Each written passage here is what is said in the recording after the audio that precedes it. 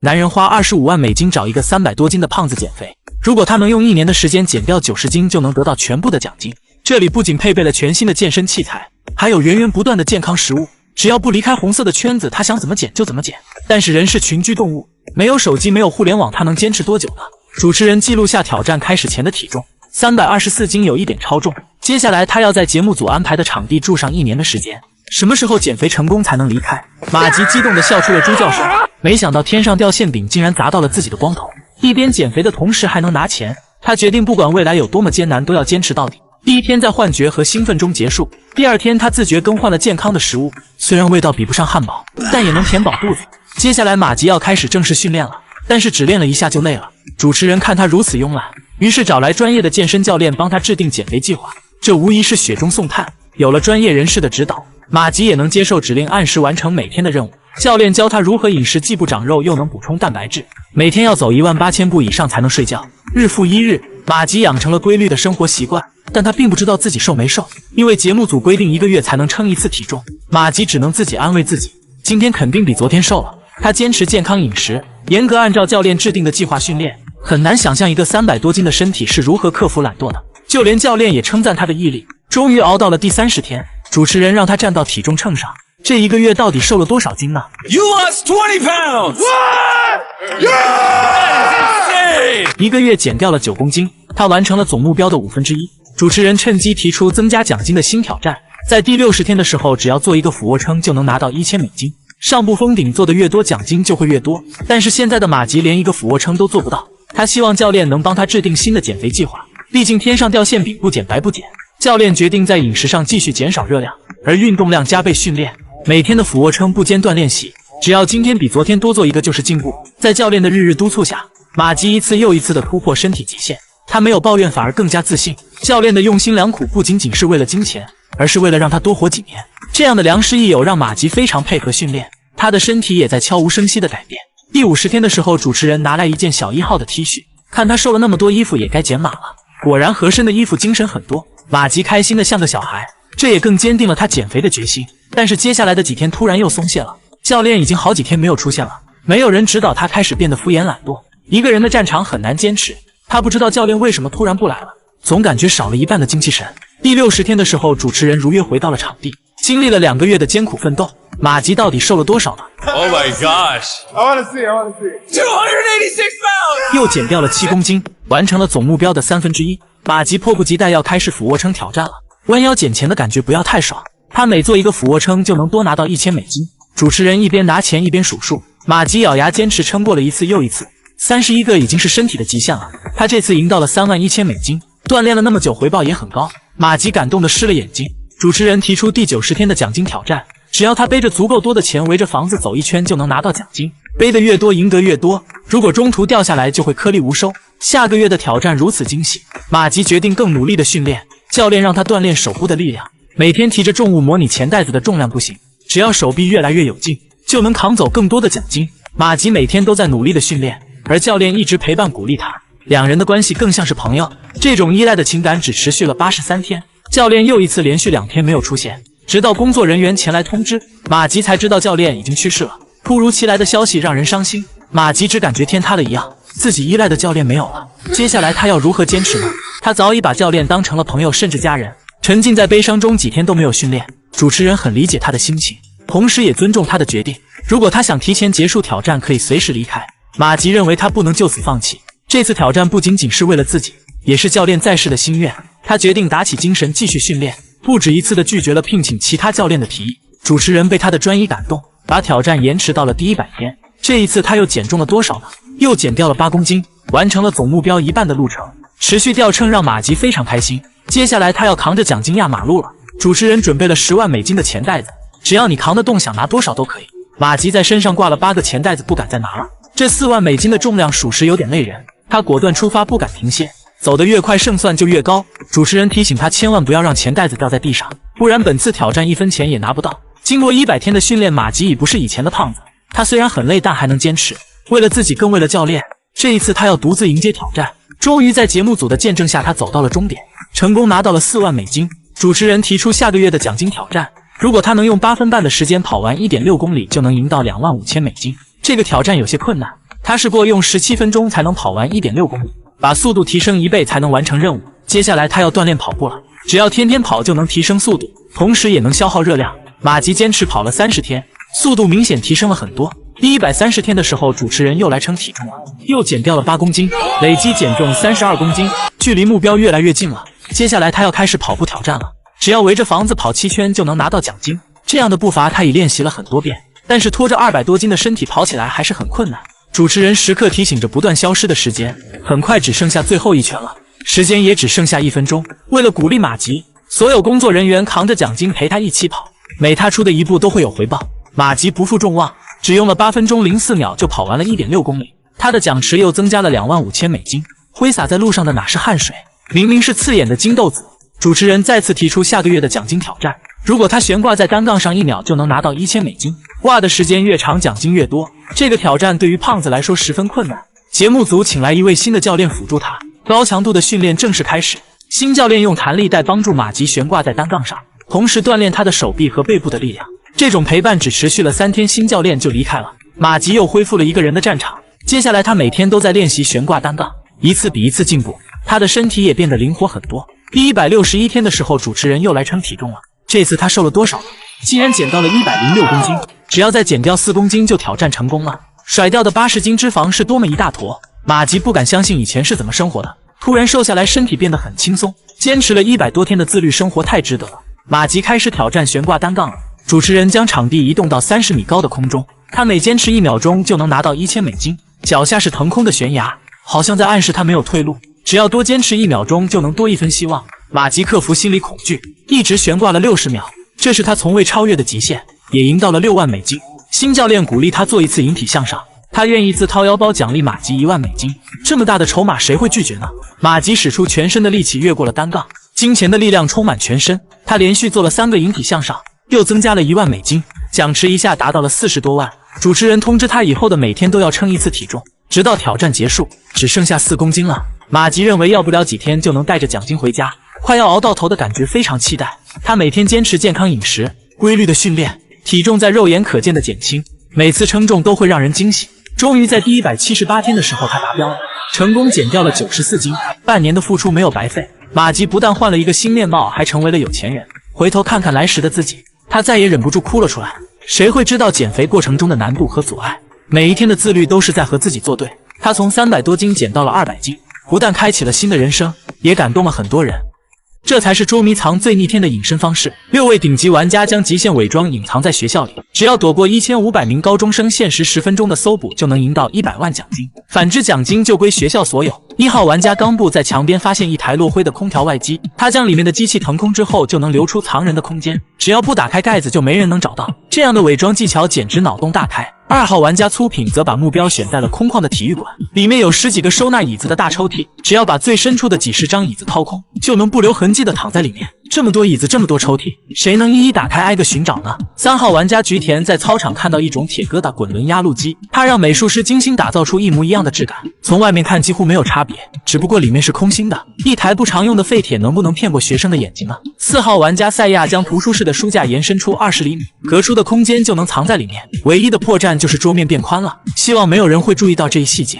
5号玩家松尾这一期依旧是显眼包，他要伪装成一颗篮球藏在体育馆的仓库里，只要和其他篮球融为一体就不会让人发现。而6号玩家秋山选择灯下黑混入敌人的内部，他要伪装成一名学生加入大部队寻找，只要戴上口罩就能骗过所有人。这样的反常操作你认为可行吗？6个人全部躲藏完毕，1500名高中生即将开启暴走模式，如果在10分钟之内找到他们，奖金就能留在学校，还能放假3天。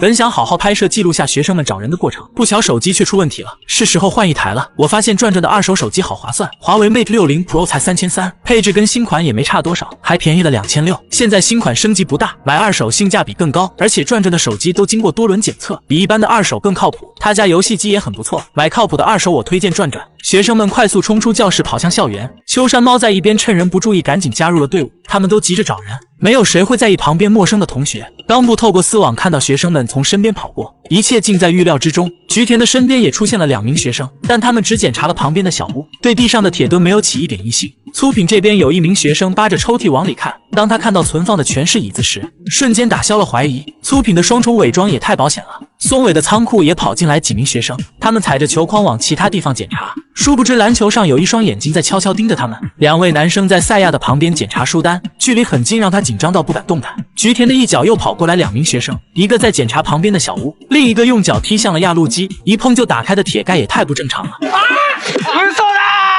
菊田藏得费劲巴拉，还是被找到了，成功淘汰了一个人。时间还剩下7分钟，秋山兴奋的原地转圈圈，谁都不怕的感觉简直太好了。松尾的仓库出现了很多学生，他们找来找去，始终没有人看一眼篮球。图书室里的学生更多，他们大多都是用眼睛看，能不动手绝不动手。粗品的抽屉也是没有人往外面拉，如果用眼睛能找到，那还叫什么伪装大师？松尾的仓库又涌进来一批学生，其中一个男孩在检查球筐时突然看到了大腿。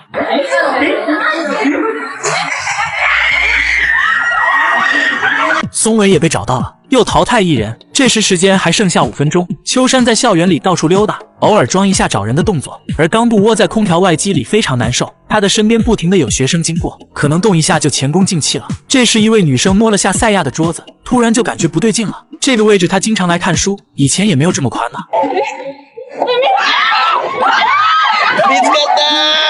赛亚也被找到了，他被学生们围攻时，秋山就在后面假装学生拍照，还不忘跟队友炫耀一下战绩，然后再跟着人群顺势离开。就这样他成功活过了7分钟，还有3个人没找到，但是时间已经所剩无几了。学生们找得很用心，这时一位男生触碰到了空调外机，他甚至怀疑自己想太多了，也不敢相信里面能藏人。体育馆的大抽屉终于有人打开了，但是他们只看了一眼又跑走了。粗品藏的依然很淡定，这时秋山也过来寻找队友，他是来揭露真相的吗？当看到其他学生靠近时，秋山担心自己暴露，赶紧离开了。冈部的身边一位女生看了半天，没有发现异常又走了，但是走了2步又折返了回来。他突然想到这个机箱好像太轻了，回来又抬了一次，确实不对劲。拉开盖子就看到了冈部，冈部也被淘汰了。秋山又在人群的后面佯装拍照，明目张胆的充当学生，这次又要炫耀战绩了。殊不知他的旁边有2位女生一直在拍他，等他想要逃跑时，已经被人盯上了。几位女生同时认出了秋山，他就这样送上门了，真是自作孽不可活。这时时间还剩下30秒，只剩下粗品没找到了。放椅子的抽屉满满当当，怎么可能会藏人？就是这样的反思维伪装，他骗过了很多人，直到时间结束也没有人找到他。节目组开始揭晓答案，学生们被他的伪装技巧折服。恭喜粗品成功赢得了比赛，也赢到了奖金。那么问题来了，如果是你，能找到所有人吗？6个人被困在7米深的天井里，谁能在20分钟的时间内快速逃出去，就能赢到10万奖金。高墙的四周几乎没有支点，想要徒手爬出去简直难如登天。1号玩家小胖仔细观察周围的环境，这个高度对他来说几乎没有机会，但他找到一根可移动的钢管和一节电线，有早没早总要试一下吧。小胖将电线扔向上方的水管，就算挂住了又如何，肯定拉不动250斤的身体。他转念一想，既然爬不上去，那就往下面走。积水的下水道谁敢尝试啊？游戏规定每5分钟就会投放一个辅助工具，小胖拿到了一个扫把，他爬到墙壁的水管上，打算用扫把挂住上方的平台，长度刚刚可以够到，但是还没有往上爬就出现了断裂的声音，这也太不结实了，肯定是扫把有问题，绝对跟体重无关。10分钟后，他拿到了第2个辅助工具，一辆滑板车有什么作用呢？或许可以绑在电线上成为飞虎爪，只要勾住上面的墙头就有机会爬出去，但是电线长度不够，几次都扔不上去。15分钟后，第3个辅助工具出现，这捆绳子够长也够结实，小胖决定继续绑在滑板车上做飞钩，他实在找不到更好的方式逃生，只能在仅有的工具上浪费时间，好不容易扔上了墙头，但是背面抓的并不结实，稍微一使劲就能扯下来。小胖吓得差点原地去世。这时20分钟时间已到，他没有挑战成功。2号玩家乔治面对高墙同样束手无策，他也准备用电线勾住水管往上爬，但是光滑的壁面无论怎么扔都挂不住。倔强的乔治扔到手麻，扔到绝望。这时节目组投放第1个辅助工具，他这次要用扫把挂在上面的防护刺栏上，用力拉几下并不确定牢不牢固，算了，还是不要冒险了。10分钟后，节目组扔下来一辆滑板车，唯一的用途就是和电线结合。乔治撑在角落里往墙头上面扔，看来电线是真的不够长，于是将双线改成单线，重新绑住滑板车，这次应该能扔上去了吧？好像卡住了。乔治赶紧换个位置准备往上爬，脚下的支撑少之又少，而电线经不住压力出现了裂痕。乔治一点也没有发现，他还要往上面爬。好在节目组提醒开始投放新的辅助工具，他反而又不高兴了。节目组的好心终究是错付了。这时时间还剩下5分钟，乔治只能换成绳子重新布置路线，但这次却很难勾住了。来来回回浪费了太多的时间。这条逃生路线明显行不通，很快时间结束，他也没有挑战成功。最近老有粉丝问我为什么更新慢，那是因为我正在帮刚毕业的表弟找工作，好在有朋友告诉我用了呀面试，边聊天边求职效率超高，而且24小时不回复平台直接赔付，还是58同城找工作上岗快啊！现在毕业季民企全天直播招人呢，而且平台实地和验过的技工工作超多，有保障还放心，工作搞定还能找房东直接租房，很方便，事事可成58同城。3号玩家杰克与前2位的想法截然不同，他甚至想从后门走出去，这门明显打不开，他把钢管固定在角落处准备往上爬，破损的墙壁成为不了之点。5分钟后节目组开始投放工具，他一看就没什么用处，只有另一边的墙壁很适合攀爬，只要够到2楼的窗台就有机会爬上去，但是脚下只有一根钢管支撑，很难再往上攀爬。杰克艰难地抠着墙缝，慢慢切换双手抓住了2楼的窗台，这个位置距离墙头还是很远，他的胳膊力气耗尽，只能放弃攀爬。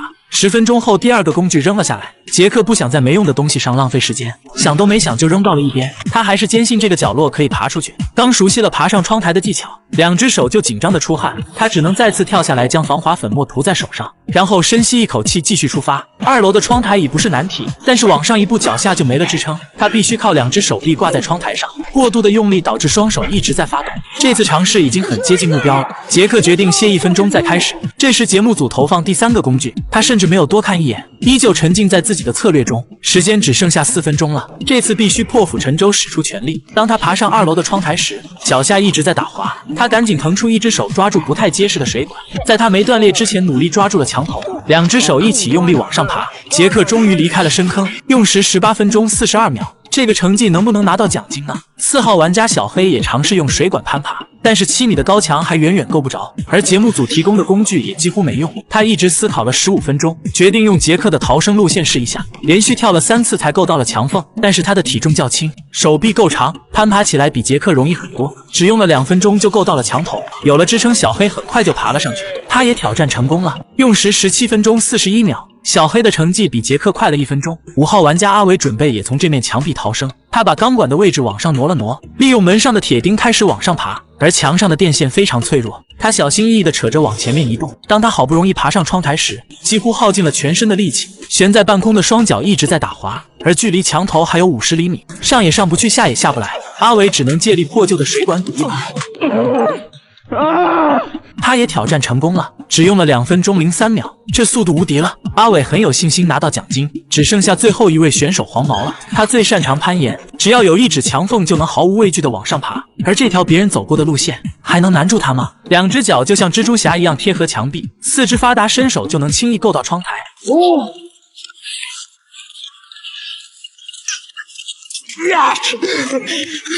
黄毛只用了1分钟53秒就逃出了深坑，他用时最短也最快。恭喜黄毛赢得了比赛，也拿到了奖金。那么问题来了，如果是你会用什么方式逃出来呢？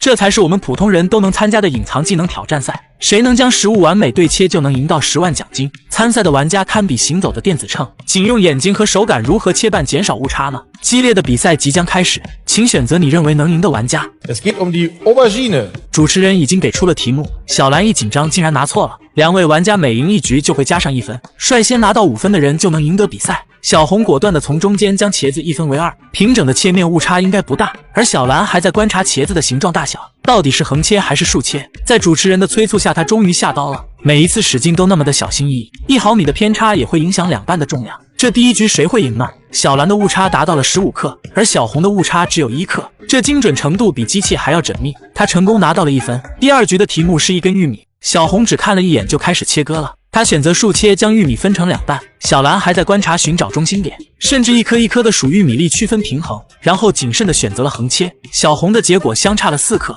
小兰的误差竟然达到了16克，这一局小红又赢了，再次加上1分。Als nächstes haben wir Ingwer。不规则的生姜有点难度，这要怎么切呢？小兰比划了半天也没有下手，小红还是一刀潇洒落地，但她忽略了掉落的2小块姜片。这个情况还能保留误差吗？小兰那边也找到了完美的切割线，这次她的误差缩小到了7克，小红的误差只有2克，这手法也太稳了，不愧是我看好的玩家。他又加上了1分，已经远超蓝队3分了。小兰心里焦急，但依然表现得从容。主持人继续布置题目。Jetzt haben wir Fenchel。长得像大蒜的萝卜还算对称，只要从中间切开，应该误差不大。小红还是那么快速，一边等人一边和主持人聊起了天。而小兰犹犹豫豫，始终不敢下刀。如果这次再输，可能就很难翻身了。她的心情沉重且紧张。这次的误差是多少呢？小红破天荒的超过了15克，小兰这次减少到了9克，终于扳回了一局。Dann, das nächste ist die Birne. 梨子的形状很不规则，这次要考验两人真正的实力了。小红找好位置，一刀切了下去，看似大小一样，不知重量如何。忧郁的小兰再次面露难色，中间的叶梗偏向哪边呢？她稍微斜出一点，用力切了下去。这次的成绩只误差了4克，非常惊喜了。再看小红那边，误差出现了10克，这次小红输了。小兰又追回了一局。Was haben wir hier? Und zwar geht es die Brezel. 容易掉屑的面包圈很难预判。小红用刀刃丈量后急切的1分为2，好在掉落的碎渣并不多。小兰还在寻找中心点，松软的面包圈如何切割呢？目测凭着感觉走或许更准确。小兰这次的运气如何呢？她竟然切出了2半一模一样的重量，这把稳赢了。再看小红的成绩，一下相差了7克，小兰又加上1分，两个人的分数追到了平局。接下来的比赛也更加激烈了。这一次要切割的食物是香蕉，月牙弯弯很难预判。小红难上加难，决定用竖切的方式将其分割。这么长的距离，她能做到手不发抖吗？小兰选择拦腰一刀快速斩下，两人的手法完全不一样，但是误差却出奇的一致。这一局打成了平手，双方都没有加分。Lebensmittel, es bleibt beim 3-3. Meerrettich. 两头不一样大小，而且有些弯曲。小红也是研究了半天，还是选择用最擅长的竖切下刀。树根一样的质地很难切割，小红划拉了半天才将它分成了2半。小兰选择用简单的横切方式，她丈量出平均中心的位置，偏向根粗的右边挥出了致命的一刀。然而误差却超出了想象，48克，你是闭眼切的吗？再看小红这边，27克虽然很多，但是足够加分的。Die Honigmelone. 圆滚滚的哈密瓜应该很容易预估，小红没有停留，直接上手切，平均分成2半好像很合理。而小兰在切割的过程中却偏离了果期，她用后面的叶梗迅速补救了一下。这一刀是悲是喜呢？好在误差不大，只有6克。小红的手法再次出现了失误，24克的误差让她又丢了1分，两个人的分数都加到了4分。接下来的这一局将是决胜局，谁能拿到奖金，拭目以待。Und das entscheidende Lebensmittel kann sein die Kartoffel. 简单的土豆究竟是谁的幸运物？小红看着身材不协调的土豆，认为也没什么难度，直接从中间一刀切开了2半，完全没有弥补的机会。她好像切割得很不满意，而小兰却在仔细的观察这颗土豆，她来回看了好几遍，终于开始下刀了。在没有切开之前还有调整的机会，这哪是一颗普通的土豆，明明是改变命运的金土豆。小红开始上称称重，她的误差是17克，小兰的误差只有1克，完美的切割。小兰拿到了5分，赢得了比赛，也拿到了奖金。恭喜小兰也拿到了无用技能大赛的冠军。我果然没有选错你。这才是捉迷藏最极致的隐身方式。6位玩家将扮演囚犯，躲藏在废弃的游乐场。只要躲过佛伯勒和警犬小队的搜捕，就能赢到1万奖金。他们如何要在热感无人机和狗鼻子的围剿下成功活到最后呢？1号玩家乔治请来特效化妆师模拟土遁，将自己埋入树下，露出的头部则用厚厚的化妆品和树皮遮盖。只要完全融入大树的根部，不管是人是狗都不会被找到。这样的逆天伪装，他能藏到最后吗？2号玩家大美找到一处上锁的厕所，他在队友的帮助下快速爬了进去，从外面也打不开，藏在这里应该很安全。3号玩家小白自带了一件迷彩服，穿在身上随便往灌木丛里一躺，就能和周围的植物融为一体。他自认为天衣无缝，不知道狗狗和无人机能不能找到他。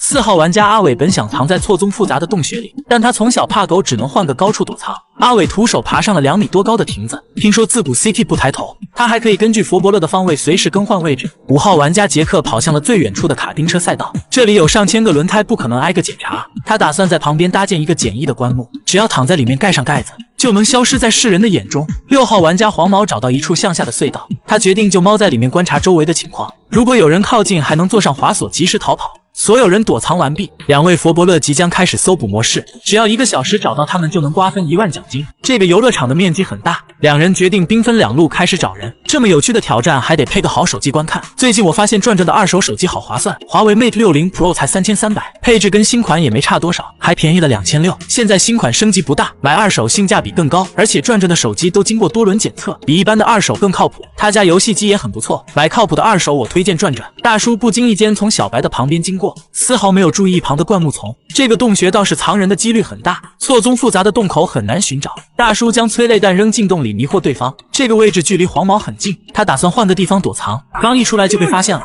黄毛赶紧坐上滑索逃跑，但是慌乱中一点也没有发挥作用，反而摔倒在地被抓住的更快。黄毛被锁住了双手，差点被吓死，成为了第一个淘汰的选手。其他玩家听到叫声也变得更加谨慎。时间过去了10分钟，大叔一路摸寻着即将到达阿伟的地点，他贴紧屋檐，不敢发出一点声响。当两人背对背时，阿伟准备换个方位隐藏，轻微的动静还是惊动了佛伯勒，他就这样被找到了。阿伟快速跳下屋顶，准备逃之夭夭，没想到大叔的速度比他还快，整个身体被按压住，没有一点反驳之力。阿伟只感觉像真的逮捕了一样，比预想的难受很多，又淘汰一人。这时时间过去了30分钟，另一边的佛伯勒没有一点进展。大叔提议启动热感无人机扫视这片区域，竟然没有发现一个活物，他们只能继续寻找。当经过大美的厕所时，两人直接将臭气弹扔了进去。如果有人的话，早就开始叫了，谁会屏住呼吸那么久呢？等他们全部离开，大美也没有发出声音。这时追踪犬也来到了场地，他在主人的指令下开始找人。狗鼻子嗅着气味，一直往前跑，径直跑向了小白的方向，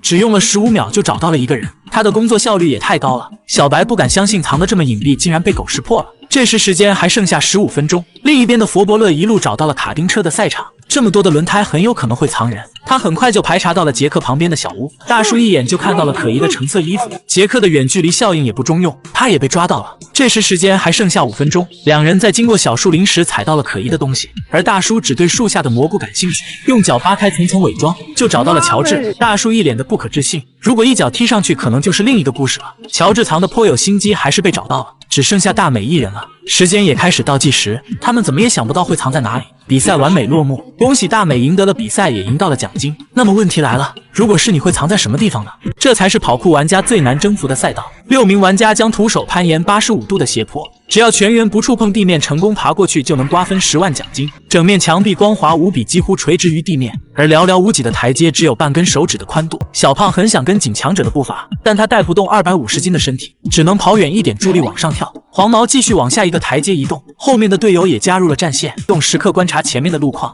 必定谁都不想当那个罪人。黄毛向上一跳，为其他人腾出一条路线，这让小胖非常尴尬。不是说好跟着你走吗？怎么说变道就变道？没的办法，他只能逼自己勇敢一下。很幸运没有掉下去，其他人也都松了口气。延伸的台阶就在上面，小胖必须抓紧砖缝悬挂在半空中，这对他来说很吃力。好在终于追上了黄毛的步伐，其他人也用同样的方式往前爬，而阿伟却不走寻常路，继续往下面移动。但是前面没有可延伸的台阶，还是要爬上来，上面的杂草很影响抓握。小胖做不到这么长距离的攀岩，于是他决定往上面走，抓住连接处的墙缝也能慢慢移动。但是这个位置更加陡峭，这个将近3米的跳跃如何完成呢？黄毛也跳得胆战心惊。小胖垂下身体拉短距离，才发现小短腿距离台阶还是很远，他不敢赌运气，只好又爬了上去。后面的队友为他鼓励加油，小胖只能硬着头皮再试一次。黄毛在下面准备接应他，在经过了短暂的思想斗争后，小胖害怕的又爬了回去，准备借一条腿给他加长。小胖惭愧的无地自容，队友们从不嫌弃笨拙的自己，反而处处维护帮助他。这一次不能再拖团队的后腿了，他鼓起勇气再次尝试，不白费，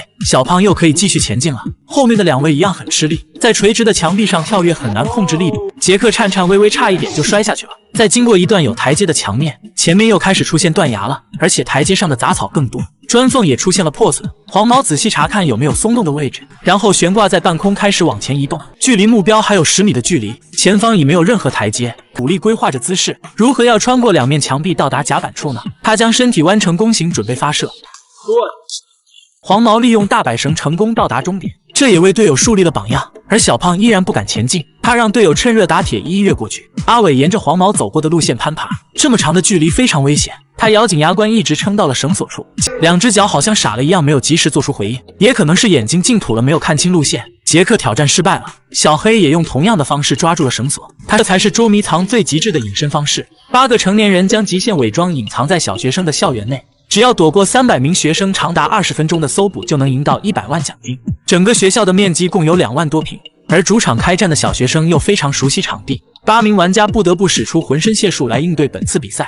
1号玩家阿诺酱发现学校的各个角落都装有排水管和通风箱，他决定在电梯入口处的墙壁上复刻一个新的水箱，留出的空间足可以装得下一个人。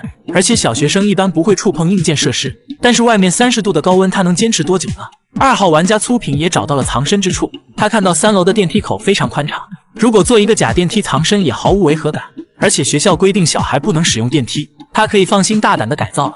1:1复刻的按键非常逼真，只有同时按下2个按钮才能打开电梯门。他故意将线索留在电梯使用说明上，小学生不坐电梯也不会特意去查看。粗品的隐藏技巧如此之高，能不能骗过小朋友的眼睛啊？3号玩家松尾本打算藏在不起眼的轮胎里，但他弯不成180度的灵活嵌入，只能在旁边并排放个一模一样的做伪装。他没有完全藏起来，而是把头部露在外面，用锅底灰把脸部涂成黑色贴合轮胎的内部。化妆师将轮胎呈现出该有的痕迹和质感，再把地面的湿土完全遮盖住。你还别说，不仔细看还真发现不了。其实只要换台屏幕清楚点的手机，还是能找到破绽的。最近我发现转转的二手手机好划算，我这苹果15支花了3300，就比16少了个拍照键，却便宜了2600。现在新款升级不大，买二手性价比更高，而且转转的手机都经过多轮检测，比一般的二手更靠谱。他家索尼6400套机也很不错，买靠谱的二手我推荐转转。4号玩家赛亚在图书室更换了一台管理员的书桌。从外面看几乎没有差别，但是里面却能藏得下一个人。只有拿开桌面上堆积的书本才能发现线索，而这本书的最后一页才是真正的入口。赛亚对自己的设计很有信心，他藏在里面可以安息了。5号玩家刚布准备在实验室添加一张一模一样的实验桌，他提前查看过课程表，今天没有实验课也就不会有人触碰它。唯一的破绽就是胶带贴住的号码牌，只有撕开它按下按钮才能找到它。但是小学生的心思很难预料，可能没有人会发现吧。6号玩家秋山看到2间音乐室的中间有一扇上锁的后门，而且倾斜的墙壁足可以建造密室。他将门的位置往前移动了20公分，中间的夹角也能藏得下一个人，只有通过下面的小窗口才能找到他。但是这个位置一般人不会去碰。秋山坚信小学生没有那么聪明。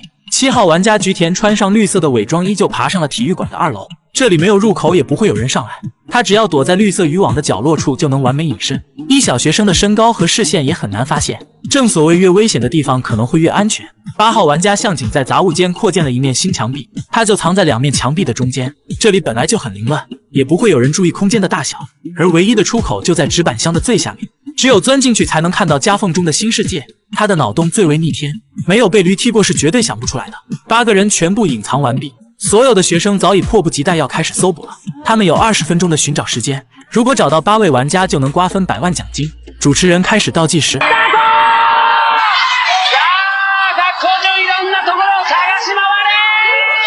学生们疯跑着来到学校的各个角落开始寻找，这里是他们熟悉的场地，想找人岂不是轻轻松松？但是遇到大师级别的伪装就没有那么顺利了。每个小孩都很重视本次的比赛，他们在杂物间仔细的翻找，没有人发现空间变小了，只有2位男生不放弃继续扒拉。墙缝里的向井不敢发出一点声音，而外面的松尾就比较轻松了，有人来了就闭上眼睛。这么不起眼的轮胎甚至没有人会去多看一眼。3楼的电梯不停的有人经过，但都没有发现异常，只有一位小男生注意到角落的空间比平时变窄了，随后引来更多的学生驻足查看，越看越不对劲，尤其是电梯按钮的形状明显不一样。同学们，你按一下我按一下，竟然触动了开关。只用了3分钟17秒就找到了粗品，他被淘汰了。体育馆的菊田藏得战战兢兢，他看到下面的小学生乌泱乌泱的跑过，但都没有抬头往上看，不知道这份安全还能持续多久。再看秋山这边，一名小学生正准备打开后门，发现锁住就跑开了，好险呐！每一次都近在咫尺，每一次又完美避开。但体育馆的菊田还是被眼尖的学生发现，成为了第2名淘汰者。只用了5分钟就找到了2个人，学生们的自信心瞬间提升。一位男生在冈部的头顶翻来翻去，竟然又一次错过了，甚至有人重重的锤击了桌子，都没有发现猫腻。现在的熊孩子都这么虎吗？轮胎里的松尾一会睁眼一会闭眼，灵活切换着各种形态。殊不知路过的小学生已经发现了他。